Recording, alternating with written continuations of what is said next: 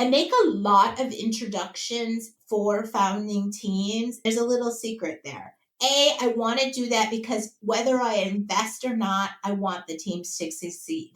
But what I also find is that while I'm making those introductions, I'm just gathering data. What I find in those scenarios is I just keep learning and uncovering. It's almost like an onion, right? You just keep peeling back the layers and learning about opportunities.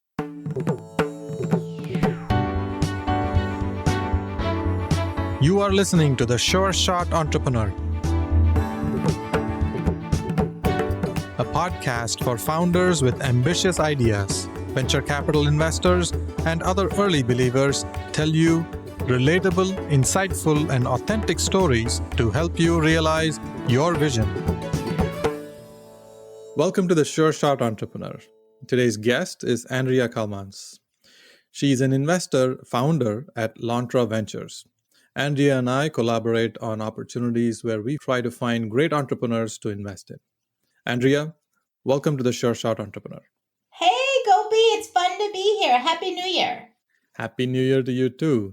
In this episode, Andrea and I talk about her journey as an investor, starting from where she grew up in Minnesota and how she spent time on the Wall Street in New York, and then she eventually moved to Austin, and Austin's going through a boom for many, many years.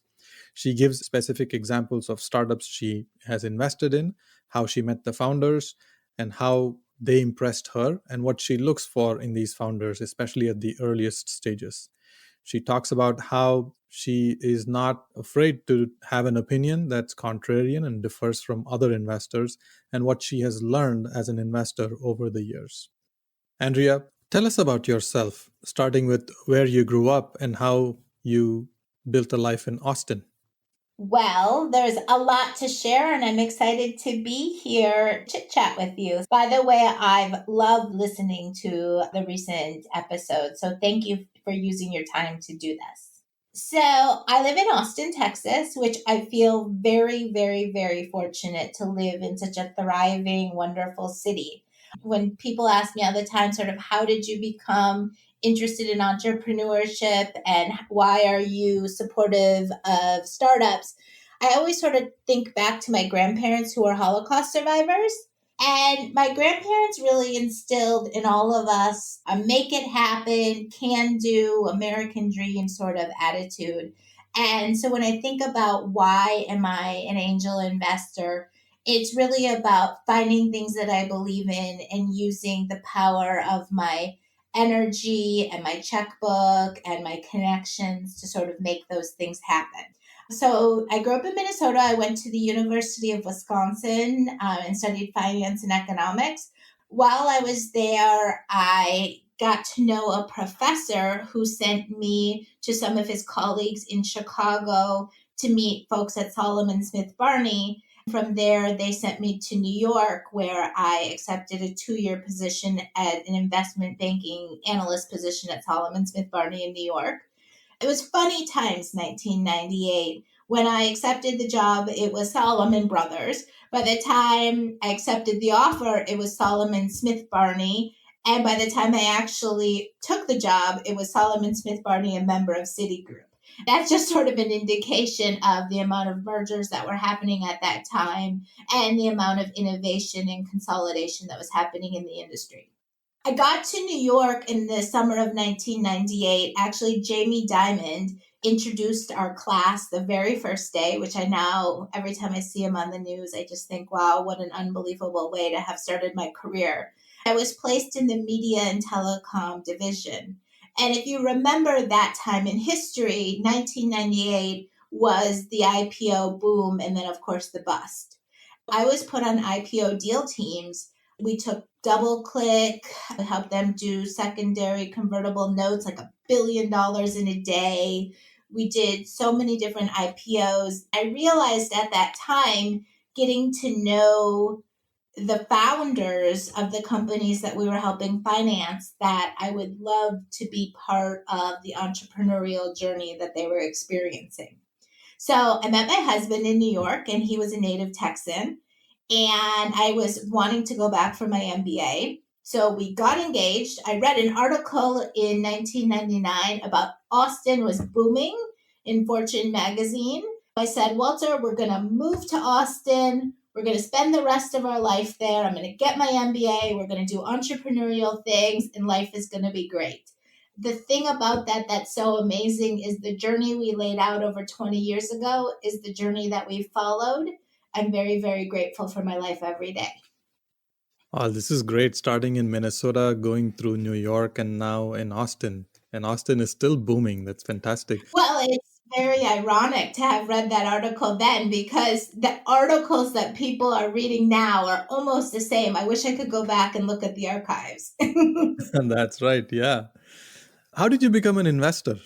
So I had always wanted to get involved in startups. It was very much like an itch that was in me. I did a number of internships during my MBA at startups. And at that time, it was Austin Ventures and Austin Ventures Labs, things that are part of the Austin investing history, not so much as the current environment. Then I actually took a job at Dell after my MBA, which was a little bit, I think, perceived by a lot of people as sort of a little off course. You know, what is she doing? She was in finance, she was on Wall Street, she worked at startups. What is she doing in product management?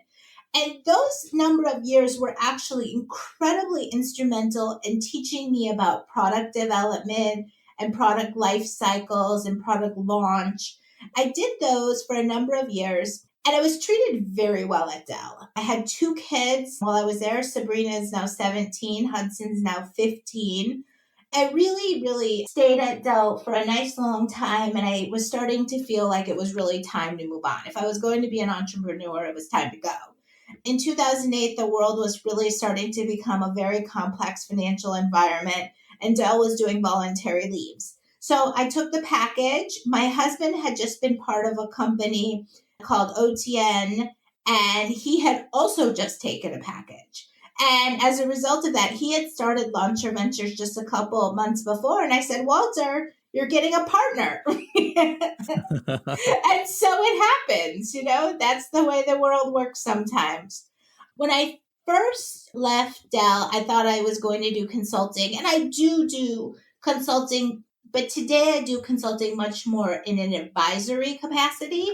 In 2012, 2013, I really started to actively invest as Techstars came to Austin. There's a whole genre of companies that were started by Jason Seeds, the Techstars Cloud program, and then the Techstars Austin program.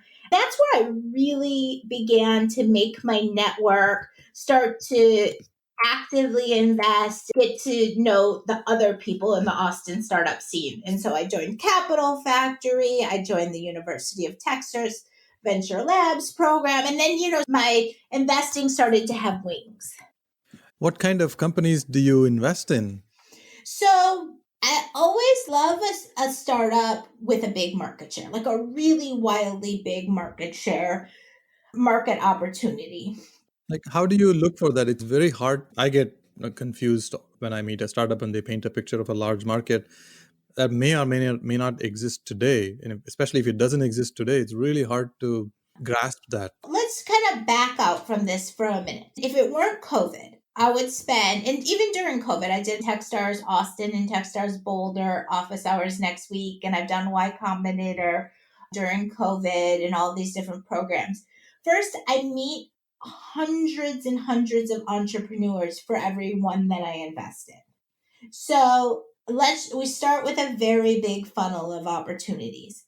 While I'm talking to these wonderful people, something about me has to hit that this is a person who I want to take sort of next steps with. It always starts with a big market share, but it also has to be complemented by what stage are they at? Do they have something that makes me think they're going to succeed? And that doesn't always mean that they have product market fit yet or that they have a first customer. They usually have something there that's indicating to me there's a nugget that they can attach onto and grow. Then 2, we complement that with the tenacity of a really special founding team. which means that they have energy, they have education, they have the insights into how to succeed in this market, and they have sort of the audacity to be willing to do it. If you look at my portfolio, there's a lot of enterprise tech, just straight up enterprise software, enterprise tech. We'll walk through a number of examples here to make this much more concrete for everyone.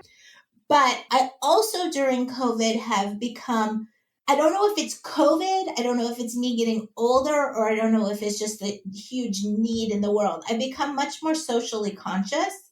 I think that sort of there's great opportunities to invest in all around, but why not pick one that can also be a great business and a socially conscious business? As I've invested and learned from one to the next, I start to feel and see all those different things. You mentioned that you make about 2 to 3 investments a year, and over the years, you've built a strong portfolio. Are there some common themes across these portfolio companies? Are there characteristics that stand out among the founders? Last year, I did about 5 investments. One of the things that's really interesting about becoming an investor is the more you do, the better you become, That's right. the better you recognize patterns, the bigger your network, like everything starts to accelerate. So, all of us start somewhere. But, it's just really fun to see your first investments exiting, and then you can take some of the proceeds from the sales and start to reinvest. And so we've been fortunate to be able to do a few of those as of late, and it's just really fun to see. Let's talk about the evolution of my investments. One that I've invested in a number of different times is an HR analytics company called One Model. I met in Texas, Austin, a number of years ago, probably the summer of 2014 or 2015. I had a hypothesis that they were going to be successful because they had one customer at the time and another customer about to sign. Also, the team, Chris, Matt, and Dave, they had all been part of a company that was in HR analytics, sold to Success Factors, and then I think eventually rolled up into SAP. So they had sort of been through the journey together. Now, there were a lot of things about this company when I was investing that people said, Andrea, you're crazy. The development team is in Brisbane, Australia, which is pretty far away from Austin, Texas. Yes. So, it's never a perfect, obvious thing. But I always like to pull from my network. Walter, who started his career at Anderson Consulting many years ago, has a good friend, Holly Courtwright, who's a big HR executive now. And I said to Walter, let's have Chris present to Holly and see what she has to say about their offering. When you start to see an industry executive look at something and say, oh, wow, this is fantastic. And then we showed it to some friends at Rackspace. And Rackspace said, if this product had existed, we absolutely would have bought it. And so those are the type of things where, honestly, our product was very early. We had one real customer, another customer about to sign, but there were enough nuggets there to convince me that this is an investment that I want to make. And I invested in 2015, 2017, and 2019 in the company. This is incredible. You meet these companies very, very early. Very early. I love to meet companies early. There's something about an entrepreneur that there has to be a boldness and an excitement for people to want to follow you. But then what's interesting is when you can tie that to also being rooted in reality. And so, Gopi, you and I met through our friend Subbu Rama, who started Bitfusion. And I believe we were both investors and they exited to VMware. And what's so interesting about Subbu is so much of what he did for years was his energy, his conversation, his friends. It was invested in the company. And he could tell a very, very big story about how they were going to change the data center of the future. But when you went back and you looked at the product roadmap and you were able to correlate that with his colleagues in the office, Macha and Mazar, you were able to see a path to get there. And so, we like people who tell a big story and we like people who tell a big vision, but then there also needs to be behind you a team and a strategy and funding and a path to make this a reality. We don't want to be talking about things that, sometimes you can think, oh my God, that guy's crazy if he doesn't have a plan. But if the person can lay out the plan of how each day we're going to take steps to get there, then those are the type of visions we like to pursue. Now, we also invested in Joshin together. Yes, yes, yes. What did you see in the founders? So Joshin is a marketplace to connect families with special need children with caregivers. When I met Melissa and Melanie, A, they have super high energy, but B, also they were exiting their first company in the same special needs and care space. And so again, we were investing in a brilliant team. And that's interesting too, because they're two sisters. On a side note, sometimes people don't want to invest in siblings or don't want to invest in husband and wives. I've actually invested in both and had really good experiences, but that's a complete side note. And so they had been in the market, and when you understand from them is that they understood how big the need for care for special needs families is. I didn't know that it's 1 in 5 and in some states 1 in 4 families. But then also, they introduced me to the idea that Medicaid dollars on a federal and state level can and do support care if billed and applied properly. I really felt like they could educate the market and bring forth support that family needs. This is sort of where you talk about my evolution as an investor. This is still a wonderful business, but it's in a space.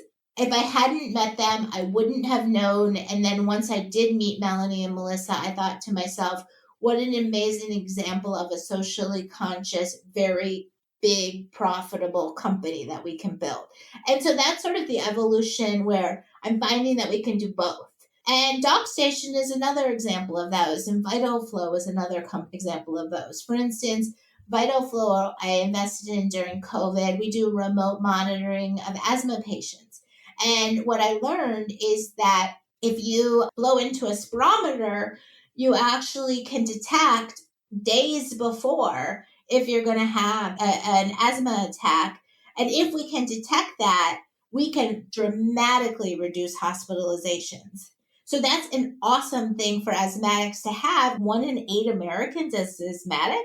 But then what I also learned is that certain populations, like African American populations, are even more heavily inflicted with asthma. So I learned from Luke Marshall at VitalFlow about how we can use remote monitoring, which is an awesome business opportunity. We've learned that it works very well with diabetes and heart attacks. And so we're applying it to the asthma market. We're helping reduce hospitalizations. We're helping specific parts of the population more than other, which is a wonderful thing. And because of the way that the billing codes work, all of this can be billed for, and we can eventually build another big business. I know you're a very curious person, but you've already given so many examples that are kind of wide in variety. One model, the Bitfusion, the Joshin, the DocStation, and VitalFlow. Do you prefer to invest in topics that are new to you, or do you prefer to invest in areas that you're familiar with? To tell you the truth, I think we're always learning, and I wouldn't consider myself an expert in anything. Last year, I made an investment in a blockchain technology company. I had 2 GPU accelerated technologies, a number of enterprise software companies. Last year, I also invested in Return Safe, and Return Safe, it's actually my only B Corp. That was the direct response to the pandemic, where our founder, Tarun, was so just frustrated by the lack of tracking, tracing, testing in this country that in March he started a nonprofit. And then by May, we had turned it into a socially conscious for profit. And we are helping enable return to work by making sure that offices are safe and incorporating with Internet of Things devices like badges and cameras and all of those different things at companies. I think it's team. I think it's timing. I think it's opportunity. I mean, in that case, it was just need, but they all have the ability to fundamentally be big businesses, and we're going to help a lot of people. This is a much needed solution, very timely in Yeah. today's And times. people thought I was crazy when making that investment because they thought, oh, there's going to be a billion of those apps. It was also interesting because if you think of it wrong, people can think, oh, they're taking advantage of a COVID opportunity. And none of those are our intentions. We want to build wellness in back to work regardless. One of our fears is that there'll be a long time in society where we have some parts of the population vaccinated, some parts of the population maybe don't want to be vaccinated or haven't yet been vaccinated. There's going to be a population that we're working with different statuses. And we just need to make sure that people within our communities are safe. This virus is showing that it's mutating quickly. As a result of that, we don't know what's coming. There may be annual boosters. There may be a situation where we want to wear masks for a good while. We just don't know yet. We want to build that platform to be prepared for these things and to keep people safe now. So, when you're a contrarian, when the world is going in one direction and you think in a different direction, what questions do you ask the entrepreneurs? How's your engagement? We could use Return Safe as an example. Very, very, very high. And I think that I might be an acquired taste for plenty of teams. Believe me, I dig in a lot. I make a lot of introductions for founding teams. There's a little secret there. I want to do that because whether I invest or not, I want the teams to succeed. But what I also find is that while I'm making those introductions and I'm just gathering data. What I find in those scenarios is I just keep learning and uncovering. And it's almost like an onion, right? You just keep peeling back the layers and learning about opportunities. Because I sometimes meet founders so early, a lot of the times they don't have a round open. It's not like I need to decide within 24 hours if I'm going to invest. I met Melissa and Melanie at Joshin. I think it was over a year before they actually had the round and we were ready to put the checks in.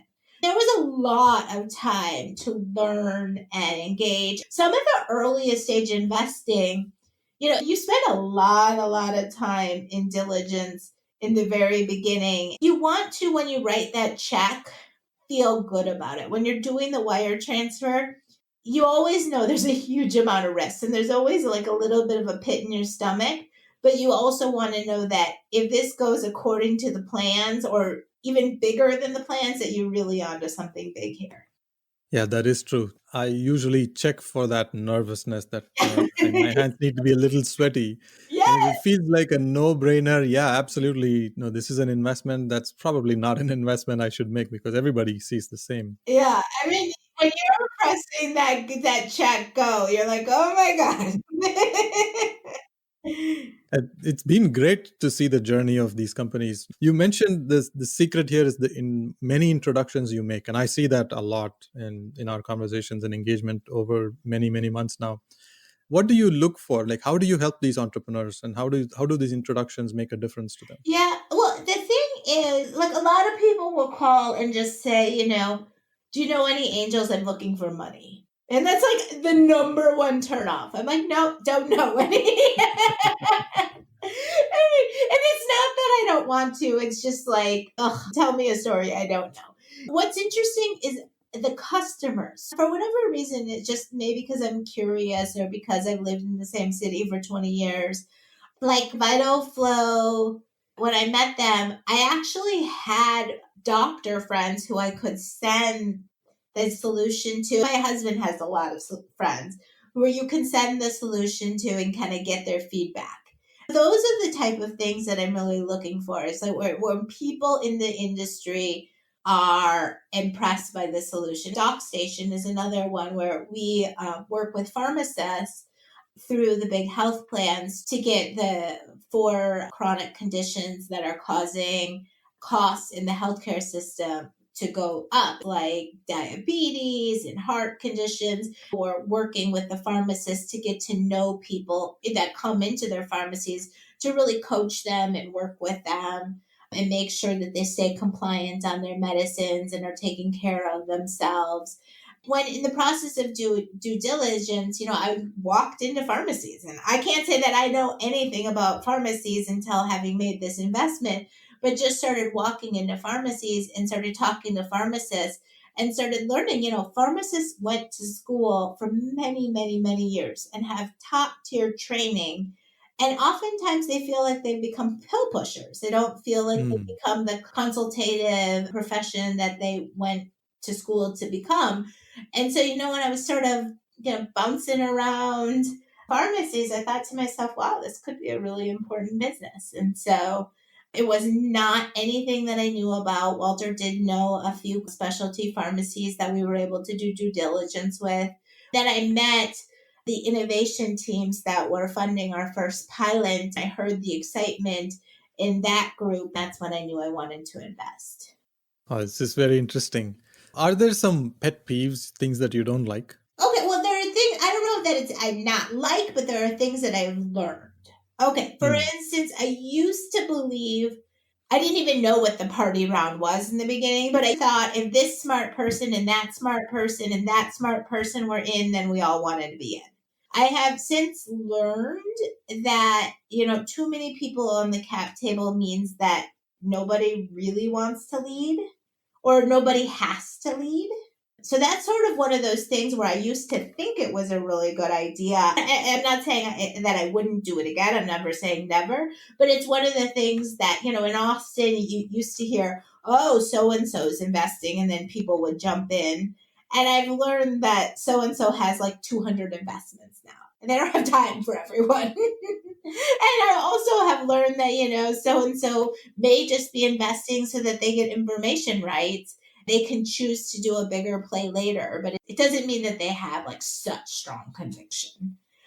Those are things that I've learned. The truth is that founders really raise money. And if you're looking for advisors or other people that raise money for you, that really is just the CEO role. I know that some people don't want to do it and it's uncomfortable and whatever. But Subo said something to me that I really found interesting one time. He said, pitching angels, you can feel an emotional connection. By the time you're pitching funds, that is their job to invest. It's not like you're taking their money the way you feel with an angel. There can be sometimes you come over to an angel's house, you get to know their kids.